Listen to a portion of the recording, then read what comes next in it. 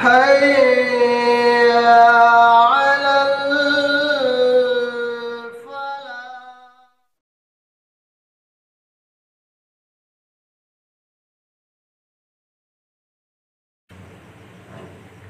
الحمد لله رب العالمين والصلاة والسلام على رسوله الكريم وبعد. أعوذ بالله من الشيطان اللعين الرجيم من همزه ونفثه ونفثه. بسم الله الرحمن الرحيم. أحل لكم ليلة الصيام الرفث إلى نسائكم هن لباس لكم وأنتم لباس لهن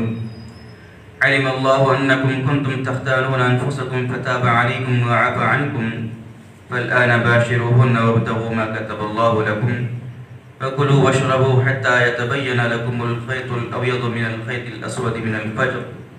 ثم أتموا الصيام إلى الليل ولا تباشروهن وأنتم عاكفون في المساجد تلك حدود الله فلا تقربوها كذلك يبين الله آياته للناس لعلهم يتقون. پچھلی آیتوں کے اندر اللہ رب العالمین نے رمضان کے مختلف احکامات اور مسائل بیان فرمائے اور رمضان کے احکام اور مسائل کے درمیان اللہ رب العالمین نے دعا کا سلیقہ ایمان والوں کو بتایا. پھر اس کے بعد دوبارہ سے اللہ رب العالمین نے رمضان کے احکامات ایمان والوں کو واضح کیے. فرمایا کہ احل لکم لیلۃ الصیام الرفث الی نسائکم کہ تمہارے لیے حلال کیا گیا ہے کہ تم روزے کی رات میں اپنی بیویوں کے ساتھ ازدواجی تعلقات قائم کرو. ہن لباس لکم وانتم لباس لہن وہ تمہارے لیے لباس ہیں اور تم ان کے لیے لباس ہو. علم اللہ انکم کنتم تختانون انفسکم فتاب علیکم وعفى عنکم. اللہ رب العالمین کو تمہاری پوشیدہ خیانتوں کا بخوبی علم ہے لہذا اللہ نے تمہاری توبہ قبول کی اور تم سے درگزر کیا. فالآن باشروہن وابتغوا ما کتب اللہ لکم لہذا اب تم اپنی بیویوں سے ازدواجی تعلقات قائم کر سکتے ہو اور اللہ تعالیٰ نے جو تمہارے لیے لکھا ہے اس کو تلاش کر سکتے ہو. وَكُلُوا وَاشْرَبُوا حَتَّى يَتَبَيَّنَ لَكُمُ الْخَيْطُ الْأَبْيَضُ مِنَ الْخَيْطِ الْأَسْوَدِ مِنَ الْفَجْرِ تو کھاؤ اور پیو حتیٰ کہ صبح کے سیاہ دھاگے میں سے سفید دھاگا ظاہر ہو کر نکلے. ثُمَّ أَتِمُوا الصِّيَامَ إِلَى اللَّيْلِ پھر اپنے روزوں کو رات تک پورا کرو. وَلَا تُبَاشِرُوهُنَّ وَأَنْتُمْ عَاكِفُونَ فِي الْمَسَاجِدِ اور جب تم مسجدوں کے اندر اعتکاف میں ہو تو ایسی حالت میں اپنی بیویوں سے ازدواجی تعلقات قائم نہ کرو. تِلْكَ حُدُودُ اللَّهِ فَلَا تَقْرَبُوهَا یہ اللہ رب العالمین کی حدود ہے لہذا تم ان کے قریب بھی نہ جانا. كَذَلِكَ يُبَيِّنُ اللَّهُ آيَاتِهِ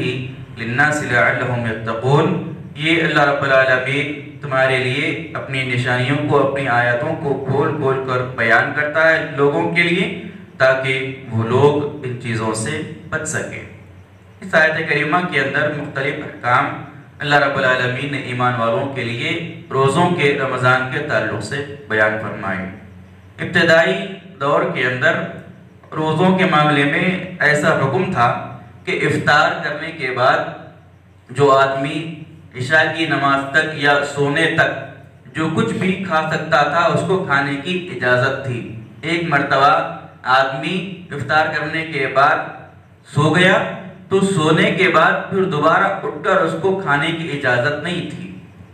افطار کرنے کے بعد سے لے کر سونے تک جتنا وہ کھا سکتا تھا جب وہ کھا سکتا تھا اتنی ہی اس کو اجازت تھی اور سونے تک ہی وہ اپنی بیویوں کے ساتھ بھی ازدواجی تعلقات قائم کر سکتا تھا. ایک مرتبہ آنکھ لگ گئی سو گیا پھر اس کے بعد نہ کھانے کی اجازت تھی نہ اپنی بیویوں سے ایمان والوں کو ملنے کی اجازت تھی. اللہ رب العالمین نے یہ جانا کہ یہ احکام ایمان والوں پر بڑے مشقت والے ہیں اور بڑے سخت ہیں لہذا اللہ تعالیٰ نے اس حکم کے اندر ایمان والوں کے لیے تخفیف کی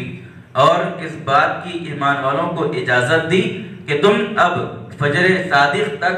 آرام کے ساتھ کھا سکتے ہو پی سکتے ہو. یعنی افطار کرنے کے بعد بھی اگر کوئی کھا لیا، کھانے کے بعد اگر وہ سو گیا، سونے کے بعد دوبارہ اٹھ کر فجر صادق تک کھانا اگر چاہتا ہے، سحری کرنا چاہتا ہے، تو یہ ایمان والوں کو اس بات کی اجازت دی گئی۔ اور پھر فجر صادق تک اگر کوئی شخص اپنی بیوی کے ساتھ ازدواجی تعلقات قائم کرنا چاہتا ہے تو وہ کر سکتا ہے۔ اس بات کی اللہ رب العالمین نے ایمان والوں کو ان آیتوں کے اندر حکم دیا اور اس بات کی اجازت دی۔ اسی لیے فرمایا کہ تمہارے لیے اپنے بیویوں سے ملنے کی اجازت ہے، اور کب تک ہے؟ جب تک کہ فجر صادق طلوع نہ ہو جائے، یعنی فجر کی نماز کا وقت طلوع نہ ہو جائے۔ اسی لیے اللہ رب العالمین نے کہا کہ فَالْآنَ بَاشِرُوهُنَّ وَابْتَغُوا مَا كَتَبَ اللَّهُ لَكُمْ۔ پھر اللہ نے کہا کہ وَكُلُوا وَاشْرَبُوا حَتَّى يَتَبَيَّنَ لَكُمُ الْخَيْطُ الْأَبْيَضُ مِنَ الْخَيْطِ الْأَسْوَدِ مِنَ الْفَجْرِ۔ ایمان والوں کو کھانے کی بھی اجازت ہے، پینے کی بھی اجازت ہے، یہاں تک کہ فجر صادق طلوع ہو جائے۔ پھر اللہ نے کہا کہ تم اَتِمُوا الصِّيَامَ إِلَى اللَّيْلِ، پھر تم اپنے روزوں کو رات تک مکمل کرو، رات تک پورا کرو۔ رات تک، اس کے رات تک کا مطلب یہ ہے کہ جب تک سورج غروب نہ ہو جائے، سورج کے غروب ہونے تک، یہ فجر صادق سے لے کر سورج کے غروب ہونے تک تم اپنے روزوں کو مکمل کرو، کمپلیٹ کرو۔ اور جیسے ہی سورج غروب ہو جائے، بنا کسی تاخیر کے، بنا کسی انتظار کے تم اپنے روزوں کو کھول لو اور افطار کر لو۔ اس آیت کریمہ میں اللہ رب العالمین نے ایمان والوں کو حکم دیا کہ ایمان والوں کے لیے سحری بھی ہے اور ایمان والوں کے لیے افطار بھی ہے۔ اس سے پہلے قوموں کے اندر روزوں کا معمول ایسا تھا کہ وہ صوم وصال کیا کرتے تھے، یعنی اگر ایک دن سحری کر لیا تو دو تین دن تک کچھ بھی نہیں کھاتے تھے، اس کو صوم وصال کہا جاتا تھا۔ اسی لیے اللہ رب العالمین نے کہا کہ اس قسم کا روزہ ایمان والوں کے لیے نہیں ہے، مومنوں کے لیے، امت محمدیہ کے لیے سحری کرنا بھی ہے اور سورج کے غروب ہونے کے ساتھ ہی افطار کا بھی حکم ہے۔ پھر اللہ نے کہا کہ وَلَا تُبَاشِرُوهُنَّ وَأَنْتُمْ عَاكِفُونَ فِي الْمَسَاجِدِ، جب تم مسجدوں کے اندر اعتکاف میں ہو تم اپنی بیویوں کے ساتھ نہ ملو۔ اس آیت کریمہ کے اندر اللہ رب العالمین نے ایک اور حکم دیا کہ جب مسجد میں حالت اعتکاف میں اگر کوئی شخص ہے تو اس کو اپنی بیوی کے ساتھ ازدواجی تعلقات قائم کرنے کی اجازت نہیں ہے۔ اس سے یہ بات معلوم ہوئی کہ اعتکاف جو ہے حقیقی معنی میں وہ مسجدوں کے ساتھ ہی ہے لگا ہوا، یعنی اعتکاف کا تصور مسجد کے اندر ہی ہے، اور اعتکاف مسجد کی ہی کے اندر جائز ہے، چاہے مردوں کے لیے ہو چاہے عورتوں کے لیے ہو۔ مردوں کے لیے بھی اور عورتوں کے لیے بھی اعتکاف کی اصل جگہ مسجد ہی ہے، عورتوں کے لیے بھی مسجد ہی ہے۔ اپنے گھروں کے اندر اعتکاف کرنا عورتوں کے لیے کسی بھی صورت میں جائز، اور کسی بھی صورت میں مومنوں کے لیے، مومنات کے لیے یہ چیز جائز نہیں ہے۔ ہاں، ایسی مسجد کہ جہاں پر عورتوں کو مکمل طور پر علیحدہ سہولت دی جاتی ہے، اس میں مردوں کا کوئی عمل دخل نہ ہو، مردوں کے اختلاط کا بالکل بھی اندیشہ نہ ہو، عورتوں کے لیے مکمل سہولیات وہاں پر مسجد کے اندر مہیا کی گئی ہو،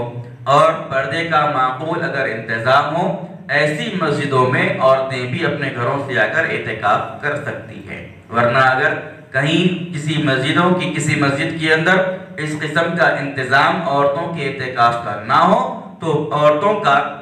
اعتکاف نہ کرنا زیادہ بہتر ہے۔ لہذا کسی بھی صورت میں گھروں میں اعتکاف نہ مردوں کے لیے جائز ہے اور نہ ہی عورتوں کے لیے جائز ہے۔ اللہ رب العالمین نے کہا کہ وَأَنْتُمْ عَاكِفُونَ فِي الْمَسَاجِدِ، جب تم مسجدوں کے اندر اعتکاف میں ہو تو اپنی بیویوں سے ازدواجی تعلقات قائم نہیں کر سکتے۔ پھر اللہ نے کہا کہ تِلْكَ حُدُودُ اللَّهِ فَلَا تَقْرَبُوهَا، یہ اللہ رب العالمین کے حدود ہیں، یعنی اللہ تعالیٰ نے یہ حد مقرر کی ایمان والوں کے لیے، لہذا ان حدود کے تم قریب بھی نہ جانا۔ كَذَلِكَ يُبَيِّنُ اللَّهُ آيَاتِهِ لِلنَّاسِ لَعَلَّهُمْ يَتَّقُونَ، یہ اللہ رب العالمین کی آیاتیں ہیں جو اللہ تعالیٰ ایمان لوگوں کے لیے کھول کھول کر بیان کرتا ہے تاکہ لوگ اللہ رب العالمین کی حدود سے اپنے آپ کو بچا کر رکھیں۔ پھر اللہ نے اگلی آیتوں کے اندر بیان فرمایا کہ وَلَا تَأْكُلُوا أَمْوَالَكُمْ بَيْنَكُمْ بِالْبَاطِلِ وَتُدْلُوا بِهَا إِلَى الْحُكَّامِ لِتَأْكُلُوا فَرِيقًا مِّنْ أَمْوَالِ النَّاسِ بِالْإِثْمِ وَأَنْتُمْ تَعْلَمُونَ، کہ اے لوگو تم ایک دوسروں کا مال باطل طریقے سے نہ کھاؤ وَتُدْلُوا بِهَا إِلَى الْحُكَّامِ لِتَأْكُلُوا فَرِيقًا مِنْ أَمْوَالِ النَّاسِ اور نہ حکام حاکموں کو رشوت دیا کرو تاکہ کسی کا کچھ مال تم گناہ کے طور پر یا غلط طریقے سے یا ظلم و ستم کے ساتھ ہڑپ کر جاؤ وَأَنْتُمْ تَعْلَمُونَ اور تم جانتے ہو۔ اللہ رب العالمین نے اس آیت کریمہ کے اندر ایمان والوں کو اور لوگوں کو ایک دوسروں کا مال ناحق کھانے اور نہ کھانے کی تعلیم دی، اور ناحق مال کھانے والوں کے اللہ رب العالمین نے وعید بیان کی کہ جو آدمی حرام طریقے سے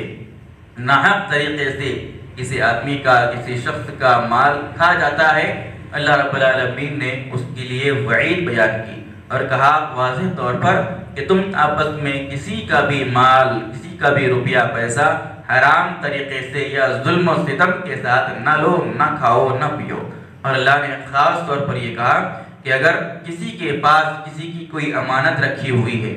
اور اس امانت کا کوئی ثبوت نہیں ہے اس کا، یعنی امانت رکھنے والے نے اس کا کوئی ثبوت اپنے پاس نہیں رکھا، آپ پر بھروسہ کر کے مجھ پر بھروسہ کر کے کسی شخص نے میرے پاس لا کر امانت رکھ دی اور اس کا کوئی ثبوت اس کے پاس نہیں ہے، لیکن میں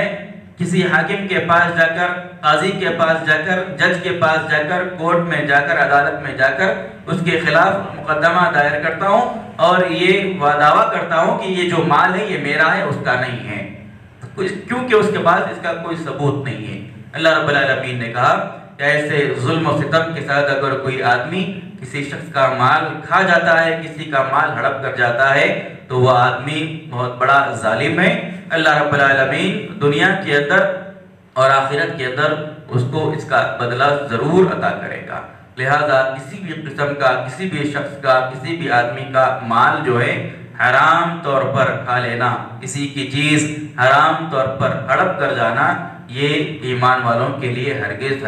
جائز نہیں ہے۔ خاص طور پر آج کے معاشرے کے اندر، آج کے ہمارے ماحول کے اندر زمینات کے تعلق سے بڑی چیزیں یہ ہوتی ہیں کہ کوئی آدمی کسی آدمی کی زمین کو ہڑپ کر جاتا ہے، کوئی آدمی ایسا غریب ہوتا ہے، ایسا شریف ہوتا ہے کہ وہ عدالتوں کے چکروں کو لگانا نہیں چاہتا، تو ایسے لوگوں کی زمینات پر قبضہ کر لینا، ناحق طریقے سے ان زمینات کو ہڑپ کر جانا، ناحق طریقے سے عدالتوں کے ذریعے رشوت دے کر، پیسے دے کر فیصلوں کو، مقدمات کو اپنے حق میں سنوا لینا، اپنے حق میں کروا لینا، یہ آج کل کے ماحول کے مسلمانوں کے اندر ایک بڑی عام سی بات ہو چکی ہے۔ حالانکہ اللہ رب العالمین نے کہا کہ یہ ظلم ہے، یہ زیادتی ہے، اور ایسے ظلم و زیادتی کا بدلہ اللہ رب العالمین قیامت کے دن اس کو عطا کرے گا۔ اللہ رب العالمین سے دعا ہے رب العالمین ہم تمام کو قرآن مجید کی آیات کو پڑھنے، سیکھنے، سمجھنے، اس پر عمل کی توفیق عطا فرمائے، آمین۔ سبحانک اللہم و بحمدک، اشہد ان لا الہ الا انت، استغفرک و اتوب الیک۔